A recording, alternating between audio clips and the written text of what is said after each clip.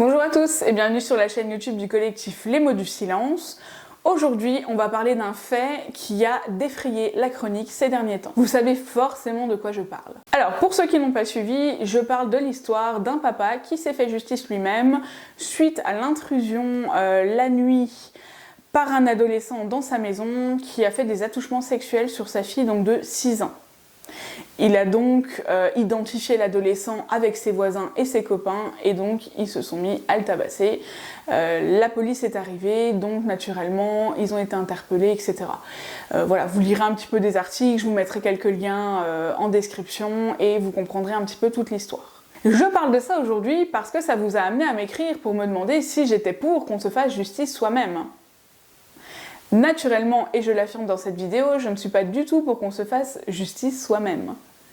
Par contre, je ne dirais pas que la justice française est efficace, loin de là. Et justement, ça va nous amener à parler du fait que la justice française est actuellement totalement inefficace. Je pense que vous vous en doutez parce que j'avais même fait une vidéo, la justice tue, quasiment au tout début de la chaîne. Disant que moi j'étais à 1800 jours depuis ma plainte et que maintenant naturellement les 1800 jours ont bien été dépassés, mon procès ayant eu lieu donc le 4 avril 2022. Aujourd'hui, j'aimerais qu'on parle justement de cette justice française totalement inefficace. Naturellement, je vais prendre mon affaire en exemple, parce que j'en connais les moindres détails et je sais exactement où la justice française a complètement péché. Si on me demandait actuellement si j'ai encore foi en la justice française, pas vraiment, mais j'ai foi au fait qu'elle puisse s'améliorer et qu'elle puisse nous prouver qu'elle peut mieux faire. Je pense également que c'est pas forcément la faute des magistrats ou des personnes qui regroupent la justice française, donc la police, les juges, les avocats, même l'état des tribunaux, etc. Non, je pense simplement que soit le budget alloué à la justice française n'est pas assez conséquent, soit qu'il est très mal réparti et que donc certains services manquent de moyens. C'est ce que je pense parce que actuellement, si on me dit que la justice française ne manque pas de moyens et a assez de budget pour être efficace, eh bien clairement, faut tout détruire pour tout reconstruire. Je vais également prendre d'autres histoires en compte, et pas forcément la mienne, pour vous montrer à quel point des fois c'est absurde. Comme vous le savez, j'habite Metz. Et moi, la chance que j'ai, quelque part, c'est que la plupart des institutions, après attention, ne pas en faire une généralité, sont quand même assez bien organisées. C'est peut-être notre petit côté germanique qui fait que. Pour vous expliquer, dans mon affaire, j'ai porté plainte fin juin 2016. L'enquête a été terminée mi-juillet 2016, en tout cas à Metz, concernant ceux qui pouvaient être interrogés à Metz. Donc, le procureur de Metz a été concerné. Et ça a été aussi rapide parce qu'on a porté plainte auprès du procureur de Metz. Pas directement à la police, etc. Il faut savoir que porter plainte auprès du procureur, ça a un coût. Ensuite, mon affaire, elle est descendue dans le sud à Toulouse. Pourquoi ? Parce que l'un des témoins clés de mon affaire est ma cousine qui habite à Toulouse. Mais, dans le même coin, habitait ma tante, qui habite à Albi. Donc c'est pas exactement à côté de Toulouse, même si c'est pas très loin non plus, mais c'est pas exactement à côté, donc l'affaire a dû remonter ensuite à Albi. Ma tante a donc été interrogée à Albi. Et encore, ma tante a été sympa de se déplacer parce que ma tante n'habite pas à Albi. Donc ma tante a dit, écoutez, envoyez à Albi et je vais aller me faire interroger à Albi. Quand même plutôt sympa quand on sait qu'elle a son entreprise et que chaque jour de travail compte parce que si elle ne travaille pas, elle ne gagne pas d'argent. Ensuite, mon affaire est allée, donc elle est remontée à Besançon. Et ensuite, mon affaire est remontée à Besançon. Pourquoi elle est remontée à Besançon ? Simplement parce que beaucoup de membres de la famille de ma mère habitent à Besançon. Mais ensuite, elle est allée à Gray parce que le frère jumeau de ma mère habite à Gray, donc il fallait qu'il soit également interrogé. Et ensuite, elle est allée à Orchamps parce que mon agresseur habitait à l'époque Orchamps. Vous imaginez bien le nombre de services que mon dossier a fait. Et à savoir, chose très importante, qu'entre septembre 2017 et juillet 2020, mon dossier a été perdu. Ça veut dire que j'écrivais à tous les services concernés, personne ne savait dire où était mon dossier. Et il n'y avait pas que moi qui écrivais, il y avait mon avocat également, et personne ne retrouvait mon dossier. Alors déjà, ça soulève une question, à quel moment on perd un dossier? Alors vous allez me dire, ça arrive, et ça arrive, mais quand même pas dans une histoire comme ça. Enfin là, un mec qui a volé une canette dans un supermarché, ok, ça arrive, on perd son dossier, mais là, franchement, les gars, ça craint, quoi. Enfin bref, pour vous expliquer, ça a quand même fait un long cheminement, et ce qui est intéressant dans mon affaire, c'est que mon agresseur a été interrogé pour la première fois en septembre 2019. Donc, moi, on me répondait qu'on ne savait pas où était mon dossier. Finalement, on me disait que on ne le retrouvait pas, mais entre-temps, il avait été interrogé. C'est pas très logique. Mais nous, en tout cas, pendant ce temps-là, on ne savait pas où était mon dossier, et en fait, finalement, aucun réel service de police ne savait où était mon dossier. C'est-à-dire que des gens enquêtaient sur mon affaire sans réellement savoir de quoi il s'agissait. C'est quand même un peu grave, quoi, comme principe. Ensuite, bah oui, parce que l'histoire, elle est assez longue, hein.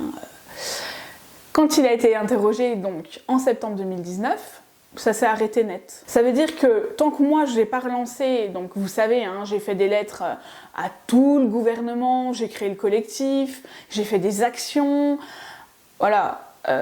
Si moi j'avais pas fait tout ça, concrètement, mon affaire elle serait toujours au point mort. Donc tout ce que j'ai fait a permis de relancer l'enquête en juillet 2020. En juillet 2020, des nouveaux éléments sont arrivés. Et je voudrais en parler parce qu'en fait, il y a vraiment quelque chose, alors voulu ou pas voulu de la part de la famille de ma mère, bah, qui est ma famille hein, par conséquent, voulu ou pas voulu, comme je dis, je n'accuse absolument personne, mais sachez que quand vous êtes interrogé dans une affaire, ne racontez pas des on-dit. Racontez des faits avérés avec des preuves. Ça veut dire que quand vous parlez d'un on-dit, ben, ça ouvre une autre enquête à côté. Et le problème, c'est qu'à ouvrir des enquêtes sur tout et n'importe quoi, bah, l'enquête principale, elle en prend un coup, hein, j'ai envie de vous dire. Donc si vous racontez que machin a fait ça à truc, qui a fait ça à bidule, qui est au courant que truc muche il a fait, et en fait, mon histoire, ça devenait n'importe quoi comme ça. Et moi, ce qui m'a le plus choqué dans mon affaire, c'est qu'à chaque fois, moi j'ai été interrogée plusieurs fois, hein, ne vous inquiétez pas, mais à chaque fois qu'on avait besoin d'interroger quelqu'un sur moi, sur ce que je ressentais, sur comment je le vivais, sur mon état psychologique actuel. On m'appelait pas moi. C'était pas moi qu'on appelait. On appelait un membre de ma famille sans savoir si quelque part il était de mon côté ou pas. Donc, en janvier 2021, j'apprends que l'enquêteur a interrogé des gens à mon propos. Alors, c'est normal hein, qu'on demande aux gens comment je suis, etc. C'est totalement normal parce que si quelque part vous avez un terrain mythomane, autant que ça se sache tout de suite et puis qu'on ne prenne pas en considération vos propos. Même si dans les affaires de pédocriminalité, la mythomanie ou en tout cas les fausses accusations sont quand même assez rares par rapport au nombre de faits réels. Vous voulez savoir pourquoi ? Parce qu'à chaque fois que l'enquêteur avait quelqu'un au téléphone, la personne lui disait « Par contre, laissez Anna tranquille. Elle va vraiment pas bien, faut pas remuer cette affaire. » Et le pire, c'est que l'enquêteur, bien sûr dans ce genre d'histoire, tout le monde dit aux enquêteurs, on la soutient.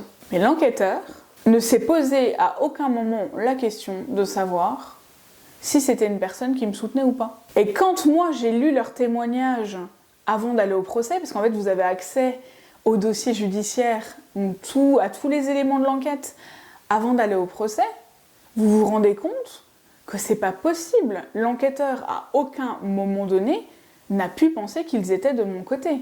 C'est pas possible, vu ce qui est dit dans leur témoignage. Mais visiblement, ils se sont basés sur ce qu'ils disaient. Et en fait, à ce moment-là, j'ai une de mes cousines qui a interrogé, et heureusement, elle lui explique qu'elle ne comprend pas pourquoi il a eu telle personne au téléphone, et pourquoi il les écoute, et que moi, on peut tout à fait m'appeler, parce que j'en parle sans tabou, que je sais expliquer les choses, que oui, je vais pas bien, mais que je sais m'exprimer. Et ma cousine lui donne des éléments qu'il n'avait pas encore.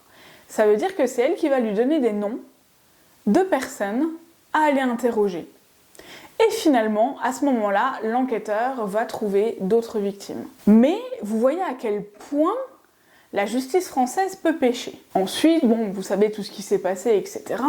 toutes les actions qu'on a menées avec le collectif, entre autres, mon affaire finit par être instruite. Par contre, on m'explique que mettre en place une cour d'assises coûte 20 000 € et que ma cour d'assises, si on la met en place maintenant, va coûter 20 000 € à l'État français, mais qu'on n'est même pas sûr, étant donné l'âge de mon agresseur, qu'il va encore être en vie à ce moment-là.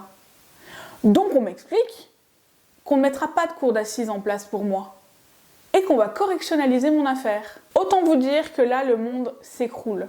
Vous savez pourquoi ? Parce que le fait de correctionnaliser, ça veut dire que ce que mon agresseur a fait, c'est plus un crime, c'est un délit. À tous ceux qui diront que c'est pas vrai, sachez qu'en correctionnel, on est beaucoup moins sévèrement puni pour ce genre de fait qu'en cour d'assises. Surtout, vu tout ce qui a été apporté au tribunal. Donc mon avocat m'explique que la correctionnalisation, ça veut dire qu'on renonce au viol. On renonce à porter plainte pour les viols. Mais mon avocat, il m'explique que voilà, on va pas se démonter, on va aller au tribunal, on va en parler de ces viols, et on va quand même dire qu'on a un procès au rabais. De toute façon, c'était les seules cartes en main qu'on avait, c'était la seule chose qu'on pouvait faire pour montrer notre mécontentement face à cette correctionnalisation, parce qu'on ne pouvait rien faire d'autre. On ne pouvait rien faire d'autre puisqu'on nous l'imposait, la correctionnalisation.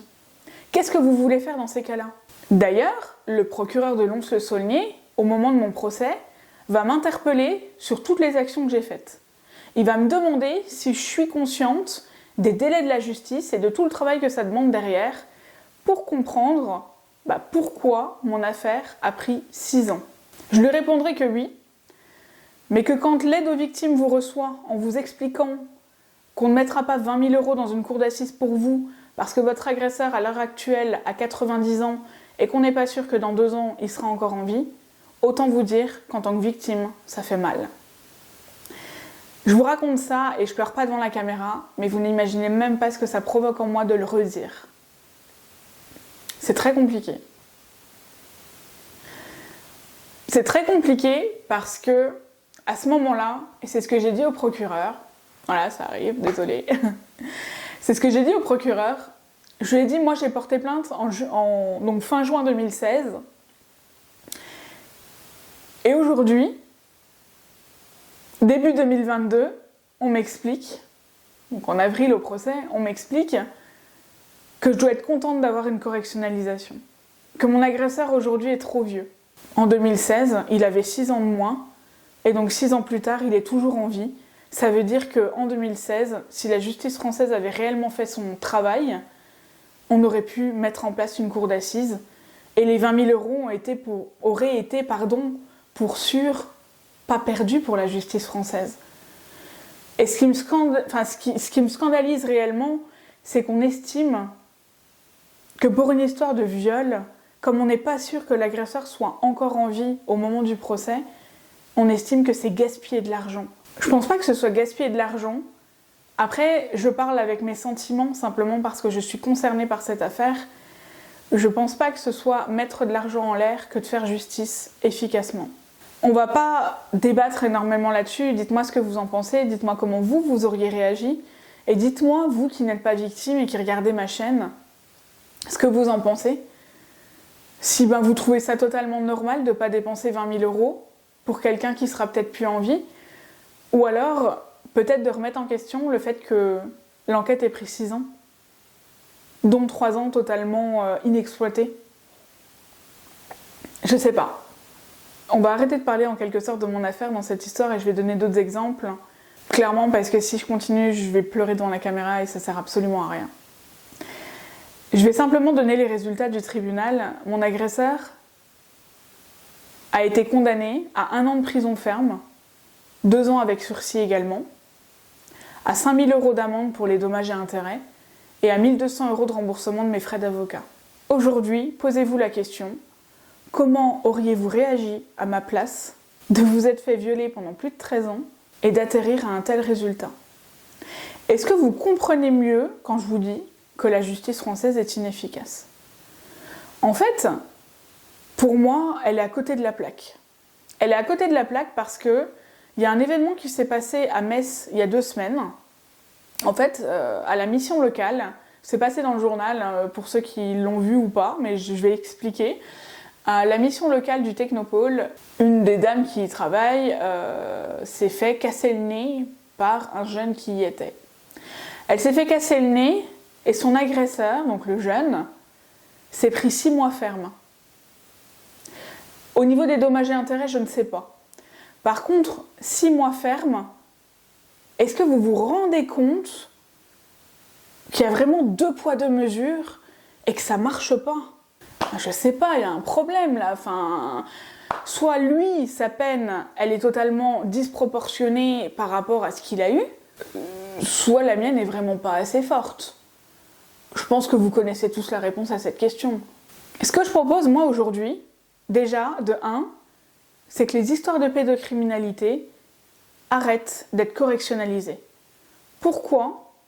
Parce qu'en fait, ça enlève du crédit pour les victimes et ça ne prend pas du tout en considération toutes les souffrances qu'elles vivent toute leur vie. On survit parce qu'en fait, quelqu'un y est arrivé un jour, il a craqué une allumette et il a réduit notre vie en cendres. Et pourtant, nous, sur les cendres, on essaye de reconstruire notre vie. Et concrètement, actuellement, c'est pas du tout pris en considération parce qu'on a l'air d'aller bien. Et le pire, c'est que c'est ce qu'on se permet de nous reprocher dans les procès. Vous avez l'air d'aller bien. Mais est-ce que vous savez tout le travail que j'ai dû faire pour en arriver là? Et est-ce que vous êtes avec moi au quotidien pour être sûr que je vais bien? Je ne crois pas. Mais la justice française actuelle est comme ça. Alors qu'est-ce que je propose pour y remédier? Déjà, il faudrait désengorger les tribunaux. Alors comment on pourrait faire? On pourrait simplement faire un tableau où tu voles dans un supermarché pour moins de 5 €. Je sais pas, moi, tu fais 2 jours de prison ferme et tu payes 150 € de dommages et intérêts au supermarché. Et en fait, c'est simple, ces mecs-là, ils passeraient très très vite devant le procureur ou devant un magistrat parce que tu as fait ça, voilà les conséquences de ce que tu as fait. Et il n'y a pas de débat. Il n'y a pas de débat de savoir, alors si, de savoir s'il est innocent ou coupable naturellement, mais s'il se révèle que tu es coupable, tu prends ce qu'il y a écrit dans le tableau, quoi. En conclusion, je pense que mon affaire, l'affaire de Roanne, beaucoup de faits divers actuellement, nous permettent en tout cas de remettre en cause le système judiciaire français. Je pense également qu'il existe des solutions simples, ou en tout cas des solutions qu'on pourrait commencer à mettre en place pour désengorger les tribunaux. Et je pense que du coup, la justice serait plus efficace. J'attends vos réactions et je vous dis à bientôt sur la chaîne.